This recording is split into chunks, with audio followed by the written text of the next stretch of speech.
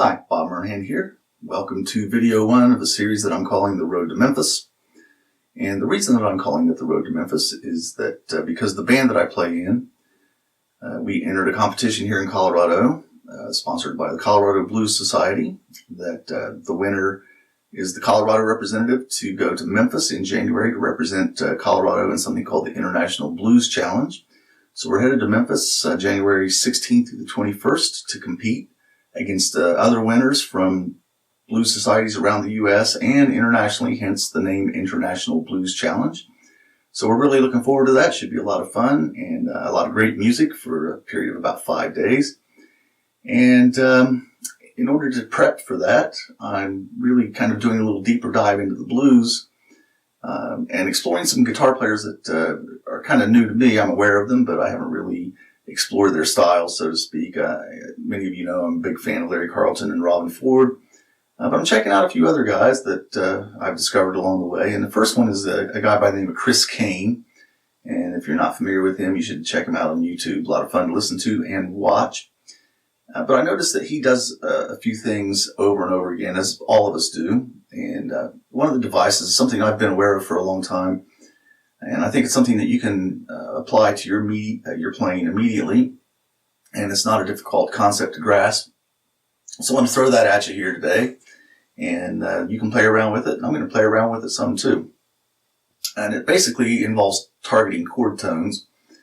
And let's use like an A chord here.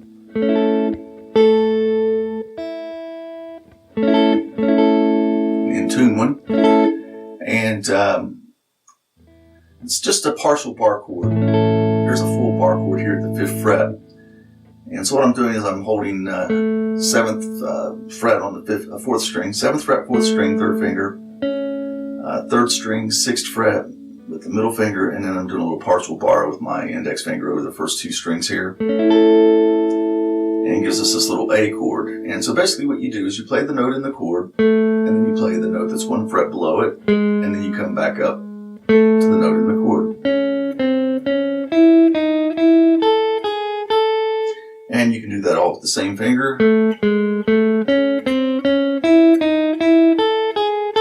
Or where the fingering of the chord permits, you can use the finger that's one below. So like I could go 3, 2, 3, 2, 1, 2, and then here I don't have a choice. I have to slide with the first finger. And I see Chris Kane doing this a lot, mostly in a descending fashion.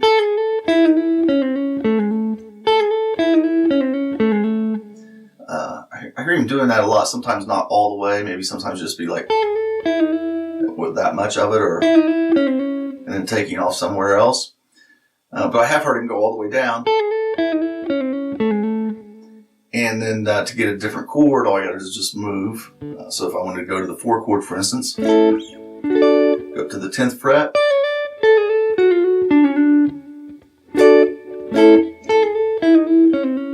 Back to the 1 chord. And then there are other fingerings that you can use to accomplish that same thing. This is another one. I'll do this on the 5 chord. And this looks sort of like a D chord moved up, and then I'm throwing in, since I'm doing 4-string voicings here, I'm throwing in a note down here on the 4th string. So this chord voicing, I got 3rd finger on the 6th fret on the 4th string. I got my 1st finger barring. Now it's covering the 1st string and the 3rd string, and got my middle finger here on the 5th fret on the 2nd string. So again, it's just a little partial bar chord. That's an E. The E itself is here on the 2nd string. So if I want to know what the name of this chord is, I have to figure out which note I'm on the 2nd string. If I go down 2 frets, D. If I go up here to the 10th fret, that's A on the 2nd string. So that would be a 1, 4, 5. In the key of A using that voicing. Now I could do the 1 to 5 like I was just ready to demonstrate. And stay in this relatively small area of the fretboard here. So the same thing, I could go like that. So imagine that I was going to do a 5 to 1 thing.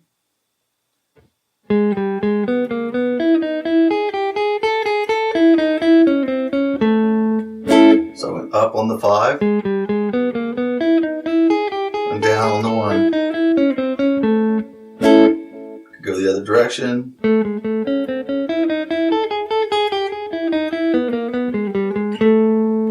So that's a little 1-5 to 1 move. So, you can play around with these on any chord. And again, it's easy to move those around. Sometimes you might want to do a little thing like you go up. And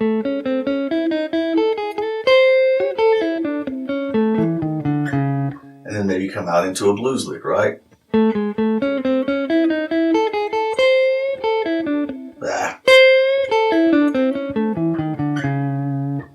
See if I can play a blues lick.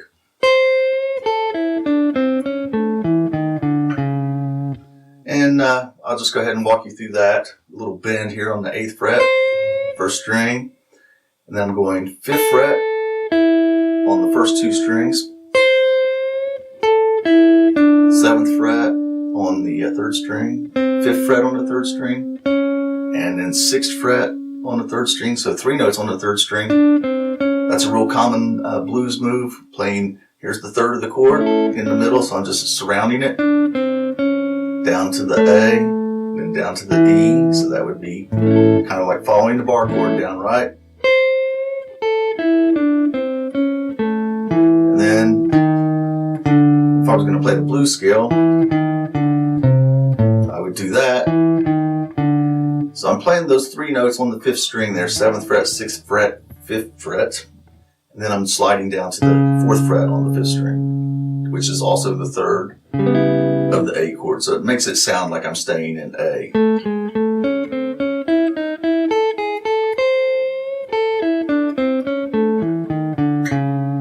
And that last little lick is also something that I've heard Chris Kane do a lot of things similar to that. And this move here, this little bend, and then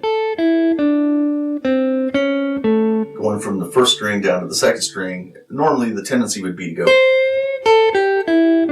right down the scale, right? But we're skipping the 8th fret on the 2nd string.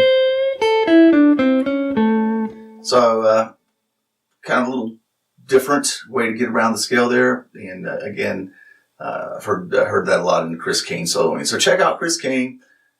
Check out this lesson. I'll be back with some more for you real soon. So stay tuned and practice. All right, see you.